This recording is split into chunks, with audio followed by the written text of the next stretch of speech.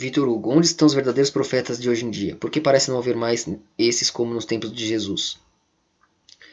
Bom, é porque os profetas avisavam da vinda do Espírito Santo no corpo, né, da igreja, né, da vinda do Messias e da chegada do reino de Deus. Depois que o Messias veio e se foi, e a igreja e o espírito dele se transbordou nos homens, para que ele voltasse de maneira plena, né? Ou seja, o binário, ele se transbordou no binário para vir quântico e puxar o binário para o quântico, né? Ou seja, ele é a porta, a ponte, né, da morte para a vida. Ou seja, se você quiser olhar para Cristo, olhar para a palavra dele, olhar para a volta, você passa do nada da morte para a vida, nem morre. Você vê que já estava morto, do nada vive. Aí pronto, né? Não encara a morte, enquanto o resto vai queimar no desespero, na troca brusca, né?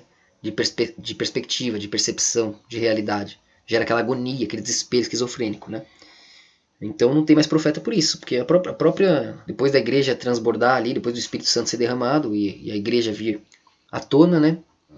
Os profetas pararam de ser necessários, porque os profetas eram a voz de Deus ali, falavam por Deus sobre a vinda da igreja, e a igreja já é o Espírito Santo, né?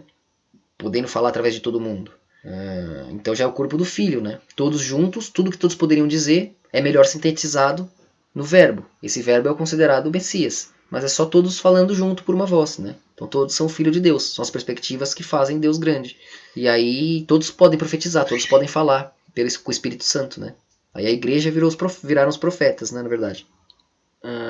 Outra pergunta do Igor. Mestre, poderia falar mais profundamente sobre a história de Caim e Abel? Grato. Não vou falar mais profundamente, que isso vai sair em outros vídeos, mas eu vou falar por cima algo que ninguém fala, né? Que é sobre isso que a gente vai falar mais a fundo outra hora. Mas Caim, ele entregou o que ele tinha de melhor, né? De oferta para Deus. Ele entregou aquilo que ele gostaria de receber, não que ele não gostaria de perder, né? O sacrifício de Abel, né, já foi ali, já um sacrifício de sangue, um sacrifício há um amor muito maior, há uma conexão muito maior com o animal do que com plantas, com frutas. Você não sofre ao entregar. Por mais que você tenha sofrido para colher, para plantar, para cuidar, você faz os frutos mais saborosos, melhores, mais bonitos. Nossa, que sacrifício que eu estou fazendo, quanto debaixo de sol, chuva, tudo para fazer minha oferta para Deus. Parece um sacrifício tão grande. Ah, isso é beleza, aqui Deus, aqui está o meu sacrifício. Aí Deus não gosta, fica puto.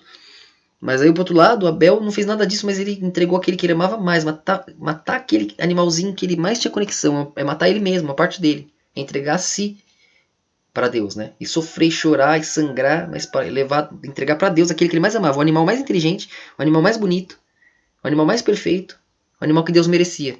Ele foi, matou e mandou, né? Aí valeu mais para Deus, porque ele sofreu mais com isso. Aí Caim falou, caramba, agora eu entendi, tem que mandar quem você mais ama para Deus, né? Pra sofrer mais. Aí ele foi e mandou o irmão. É um pouco engraçado. Ele falou, Tó, Deus, agora sim, você gosta de sangue, você quer alguém que eu ame, alguém pesado, quer que eu sofra, vamos sofrer junto, tá aí meu irmão. Tipo, aí mandou o sacrifício maior de todos, mandou. Aí bugou Deus falou, filha da puta, né? Quer dizer, já foi meio que querer inverter a coerência, né? É uma base ali, é uma coisa muito pesada. Deus se irrita com isso, né? Mas já é uma base primordial de perspectiva, já no começo da linha binária, para não se repetir, né? Falou, ó, eu quero. Deus precisa ser agradado, né? Mas é para poupar a vida de sua imagem e semelhança. Precisa ser agradado por quê? Porque ele é a união dos homens, né? Se ele é essa união, ele está só. Ele precisa ser lembrado. Ele precisa ser visto em companhia de mais. Ou seja, comungar com sua imagem e semelhança, ao invés de virar todas uma, né? Ele já é esse um sendo mais. Então o povo tem que conversar com ele, tem que entregar emoção para ele. Tem que sofrer por ele, para que ele seja a soma do alívio, para que ele tenha alívio para te devolver, né? Enquanto um sofre por ele no sacrifício, para pagar o erro que ele mesmo criou, né? Porque ele criou uma agonia ali, porque todos são os erros de Deus para Deus ser o acerto. Todo mundo tá errando. Mas ó, não mantenha teu erro, não prospere com teu erro. Tape o teu erro, porque senão o acerto aqui no meio vai apagar, né? Aí todo mundo que erra tem que compensar. E tem que sofrer emocionalmente para compensar. Se arrepender, ficar bem longe de fazer isso. Entendeu? Aí tapou o buraco. Até ele fazer de novo, até aquilo voltar, o outro já fez a mesma coisa. Aí vai um tapando o buraco do outro, assim você mantém a estrutura do reino, né? Então a ideia era essa, é só dar perspectiva emocional ali. Era uma maneira de ter perspectiva emocional. E comungar com a consciência plena ali. Fazer uma troca emocional. Você fica um pouco com com um pouco de agonia e entrega, né, aquilo que seria o alívio. Aí depois eles querem usurpar isso, né? E Deus já mostrou, opa, não é assim, peraí, ó, isso aí não funciona, não é por aí. Porque aí depois vem fariseu querendo matar bebê. Opa, imagina sacrificar isso aqui, ó. Imagina como Deus vai gostar disso aqui, ó. Aí começa já a criar um demônio, que já é algo que aparentemente tem mais força, usando o que é proibido para outros, né? Opa, já que eu posso fazer isso, eu posso usar ferramentas que o outro não tem. O que ele não sabe é que essas ferramentas acertam ele mesmo, né? Enquanto Deus é pleno. Aí os demônios se desfazem, caem na agonia, né? São a agonia. Mas aí eles dão vida para os anjos, veem que são eles mesmos. A agonia joga eles para outro lado. Aí eles percebem que são só perspectivas do eterno. Então, aí você vê que aí Deus ficou bravo. Não era para ter mandado Abel, para ter matado ele, né? Mas ainda assim isso aí proporcionou um grande desdobramento, né? Caim foi para o abstrato, né?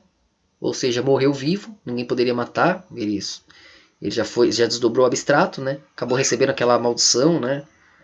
Para que ninguém pudesse matar ele. Quem matasse ele ia ser morto 70 vezes, né? Aí tem gente que não entende como vai ser morto 70 vezes, né? Você vê como eles estavam próximos do eterno ali. Ele sabe que morre e volta, se encontra, transborda. Ia morrer várias vezes para não se encontrar mais.